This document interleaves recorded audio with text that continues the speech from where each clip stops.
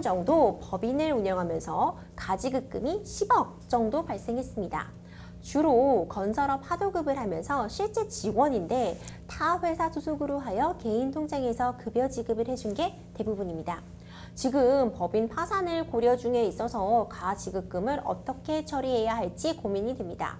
개인 통장으로 이체한 내역과 근무 확인서 같은 관련 자료를 소명하면 가지급금을 해결할 수 있을까요? 이런 사연이 접수가 되었군요. 세무사님, 먼저 이 사연 들으신 소감부터 좀 알려주시죠. 네, 가지급금이 보통 실무에서 많이 발생하는 경우가 건설업의 경우에 많이 발생합니다. 그 사연과 같이 인건비 처리를 제때 못해서 이제 건설업의 경우 가지급금이 많이 발생하는데 이제 실무에서 주로 보이는 사례를 주셔서 한번 같이 보면 좋을 것 같습니다. 그러면 이런 경우 법인 파산 시 가지급금 어떻게 처리해야 될까요? 법인이 파산하게 되면은 법인이 가지고 있던 채권 채무의 효력이 그 당시 이제 상실하게 돼요. 그럼 과세관청에서는 그 채권 채무의 효력이 상실하기 때문에 법인과 대표자의 특수관계도 소멸한 것으로 봐가지고 가지급금 잔액이 남아 있다면은 대표자한테 일시에 소득 처분을 하고 있습니다. 그렇군요.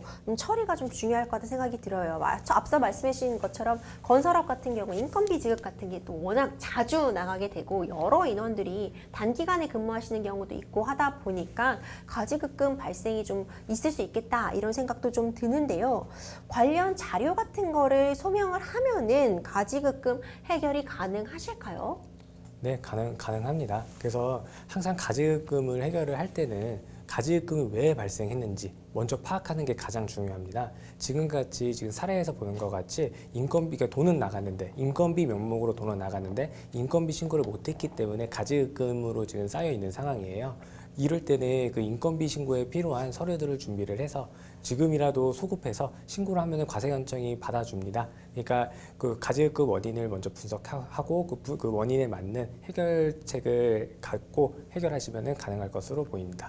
그렇군요. 아무래도 미리미리 좀 소명자를 준비해 놓으시면은 충분히 해결 가능하실 것 같다 이런 생각이 드는데, 그렇다면 현재 지금 한 10년 정도 운영하시면서 10억 원 정도가 쌓여 계시다고 하는데 상담자님이 취할 수 있는 방법 어떤 식으로 좀 해결을 해보는 게 가장 현명하실까요?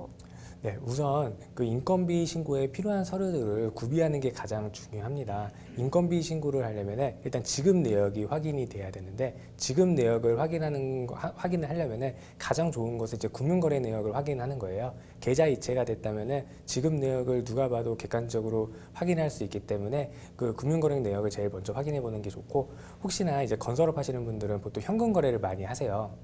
네, 현금 거래를 하게 되면은 이제 지급에 대해서 증빙하기가 상당히 까다로워집니다. 그래도 이때는 이제 상대방한테 사실 확인서, 그러니까 현금 지급을 받았다는 사실 확인서를 받아가지고 과세관청에 적극 소명을 해주셔야 되고요.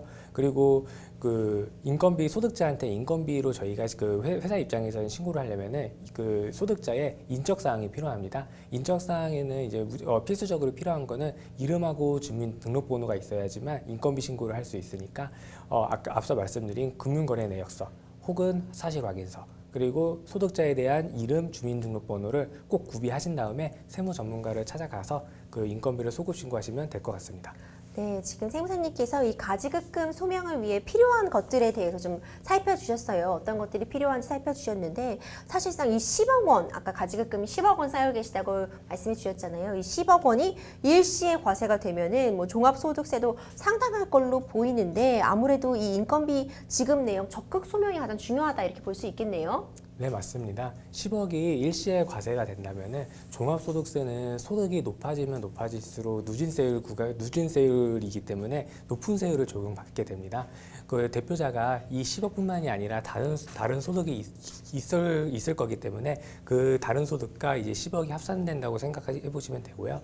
만약에 합산이 되게 되면은 뭐 소득세율도 뭐 45%도 이제 최고세율을 적용받게 되지만은 여기에 더해 뭐 지방소득세도 이제 적용이 될 거고, 그리고 건강보험이나 이제 다른 공과금도 추가 부담을 할 수 있으니까 세금 부담이 상당하실 거예요. 그래서 지금은 가지급금을 빨리 줄이는 방법을 찾아가지고 해결하셔야 할 것 같습니다.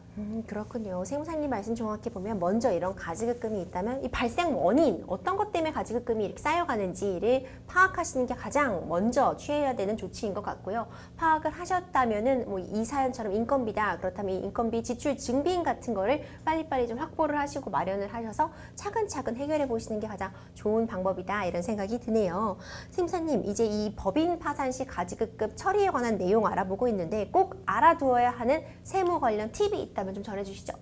네, 법인 파산 시에는 지금 사연에서 본 것처럼 가지급금이 있냐 없냐가 상당히 중요합니다. 그렇군요. 네, 매일 세법에서 가지급금을 갖고 있을 동안에는 가지급금을 보유 중에는 인정이자를 계산한다든가 이제 지급이자 손금불산입을 한다든가 이제 그런 제재를 하지만 그거는 이제 그렇게 큰 제재로는 못 느끼셨을 거예요. 근데 마지막에 특수관계가 소멸되는 시점에서는 가지급금 잔액의 일시에 상여부 대표자한테 상여 처분이 되기 때문에 그 근로소득세 부담이 상당하실 거예요. 그래서 특수관계가 소멸하기 전, 그러니까 파산 전에 무조건 가지급금을 해결하시고 파산을 하시는 것을 추천드립니다. 아, 그렇습니다. 오늘 세무사님과 함께 가지급금 처리에 대한 얘기 나눠보고 있는데 마지막으로 세무사님, 이제 마지막 그 정리를 기념으로 이 가지급금이 쌓일 때 발생하는 불이익과 효과적인 처리 방안 한번 정리해 주시죠. 네, 가지급금을 이제 보유하고 있을 때는 이제 인정이자라는 것을 계산을 해요. 이제 인정이자는 말 그대로 돈을 빌려준 거에 대해서 이자 계산을 하고 그 부분에서 이제 법인세를 과세를 하는 거고, 근데 인정이자가 발생을 한 다음에 1년 이내에 회수가 되지 않을 때는 대표자한테 상여 처분을 합니다. 그리고 가지급금에 대해서 이제 대손충당금을 설정을 배제해주고 있고요. 그리고 나중에 가지급금이 대손이 발생했을 때도 비용으로 인정을 해주지 않고 있습니다. 그리고 가지급금 이제 특수관계가 소멸했을 때는 일시에 소득 처분이 될 수 있으니까 이 점을 유의해 주시기 바랍니다.